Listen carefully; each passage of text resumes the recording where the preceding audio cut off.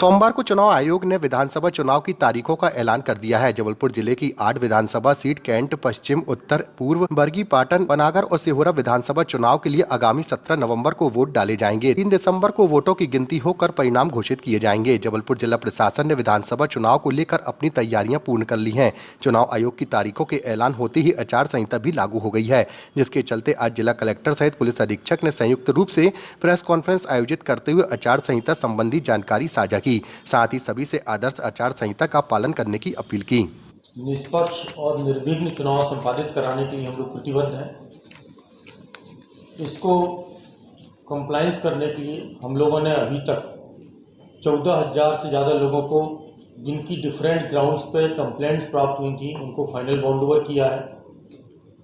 2,000 से ज़्यादा लोगों को हम लोगों ने, जो हैबिचुअल ऑफेंडर्स थे, उनको फाइनल बाउंड ओवर किया है। और इसमें से किसी भी तरह की ब्रीच होने की स्थिति में उनके खिलाफ कड़ी वैधानिक और प्रतिबंधात्मक कार्रवाई की जाएगी। जो टोटल पोलिंग स्टेशन 2130 जबलपुर जिले में निर्धारित हैं, उसमें अभी तक हम लोगों ने जो प्रिलिमिनरी असेसमेंट हुआ है, उसके अनुसार लगभग 460 से ज़्यादा क्रिटिकल पोलिंग स्टेशन के रूप में उनको चिन्हित किया है। इसी तरह से कुछ वल्नरेबल मैपिंग में 26 पॉकेट्स हैं जिनको चिन्हित किया गया है, और इसमें जो भी इंटीमिडेटर्स हैं उनके खिलाफ कठोर वैधानिक और प्रतिबंधात्मक कार्रवाई सुनिश्चित की जा रही है। किसी भी व्यक्ति को चुनाव के दौरान धन बल, बाहुबल, प्रलोभन से कोई भी प्रभावित करने की कोशिश करता है तो उसके विरुद्ध कठोर वैधानिक कार्रवाई सुनिश्चित की जाएगी। इसका प्रोविज़न IPC 171 में 5 सेक्शंस हैं, उसमें अलग अलग तरीके से किया हुआ है कि यदि कोई किस तरह से प्रभावित करता है, किसी को अपने पक्ष में मतदान करने के लिए, ना करने के लिए किसी प्रकार की क्षति की धमकी देता है, इस अपराध का अपराधी होगा। कोई व्यक्ति किसी चुनाव को प्रभावित करने के लिए किसी प्रत्याशी के विरुद्ध या आचरण के संबंध में जानबूझकर कोई असत्य कथन करता है तो उसके खिलाफ कार्रवाई होगी।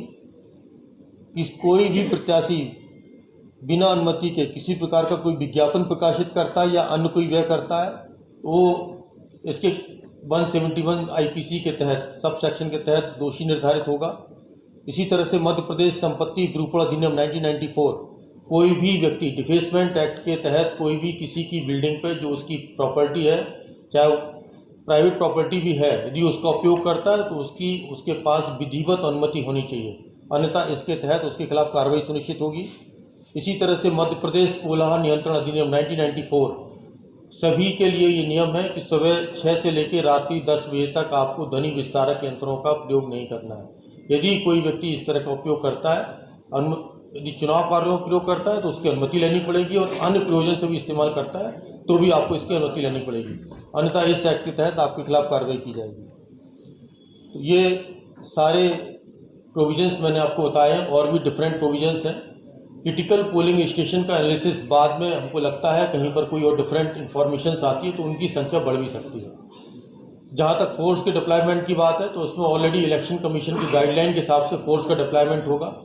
क्रिटिकल पोलिंग स्टेशन पर ज़्यादा बल प्रदाय होगा। नॉर्मल पोलिंग स्टेशन की तुलना में उससे जो रूटीन में हमारा एक DF और एक ये कोटवार रहता है, वहाँ पर वो तैनात होगा। और जितने भी हमारे इम्पोर्टेंट पोलिंग स्टेशन होंगे, क्रिटिकल पोलिंग स्टेशन होंगे, वहाँ जितना पैरामिलिट्री फोर्सेस हमको अलॉट होगा उसके अनुसार उसमें उसका निर्धारण किया जाएगा। धन्यवाद।